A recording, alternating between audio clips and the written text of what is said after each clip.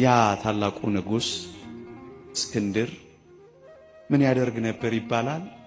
ጠዋት በማለዳ አንድ ባለሟል ካልጋው ሲነሳ ንጉስ ሆይ 1000 ዓመት ንገስ፣ ግን እንዳትረሳ ትሞታለህ እንዲለው ቀጥሮት ነበር ይባላል።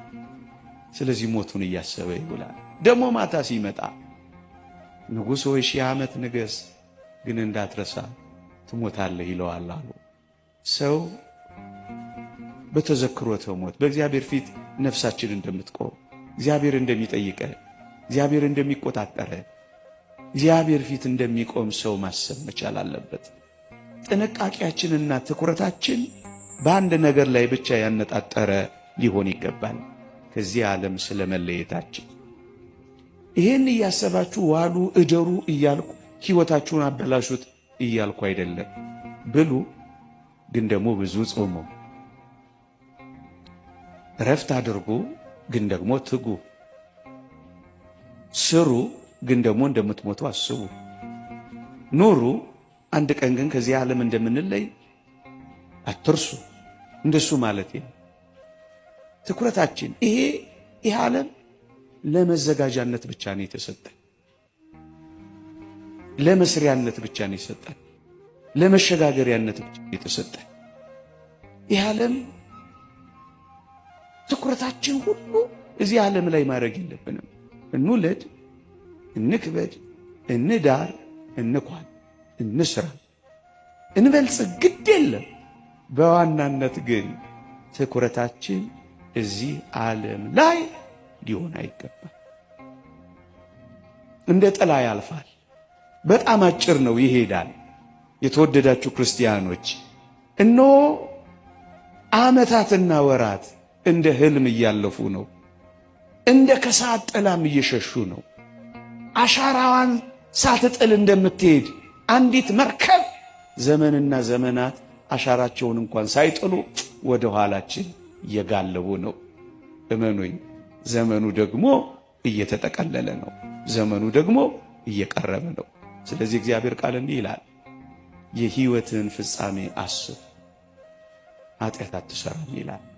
ኃጢአት መስራት ካልፈለጋችሁ እሞታለሁ፣ ሞት አለኝ በሉ። እሱን የሚያስብ ሰው በእግዚአብሔር ፊት ኃጢአት አይሰራም። ምእመናን፣ ለዚህ እኮ ነው አባቶቻችን መሬት ዘመዴ ናት፣ ስኖርም ቀለቤ፣ ስሞትም ልብሴ ናት እያሉ መሬት አፈርሽን ቀስ ብዬ ረግጣለሁ፣ ነገ ካንቺ በታች መሆኔን አውቃለሁ እያሉ እየተቀኙ እኮ የሞቱት። አበቃ። ፍጻሜን ካሰብክ ጨዋ ክርስቲያን ትሆናለህ። ፍጻሜን ካሰብክ ግፍ አትሰራም። መልስ እንደምትሰጥ ካሰብክ በጥንቃቄ በምድር ላይ መልስ ትሰጣለህ። ሞት እንዳለብህ ካሰብክ አትገልም። የሚቆጣጠርህ እንዳለ ካሰብክ የሌላ ሰው አትሰርቅም። የሕይወትን ፍጻሜ አስብ፣ ኃጢአት አትሰራም።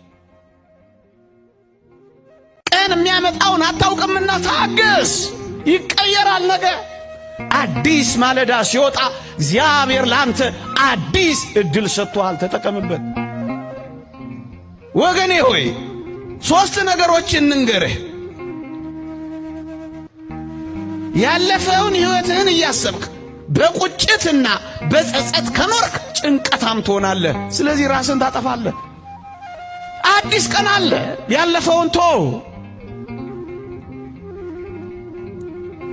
ያለፈውን ተው። ነገን ደግሞ በስጋት አትመልከተው። ነገን በስጋት ከተመለከትከው ፈሪ ትሆናለህ። ፈሪ ከሆንክ ትጨነቃለህ። ከተጨነቅ በራስህ ላይ አንድ ነገር ታደርጋለህ። ስለዚህ ነገን በስጋት ትላንትን በጸጸት አትኑርበት። እነስ ምን ላድርግ?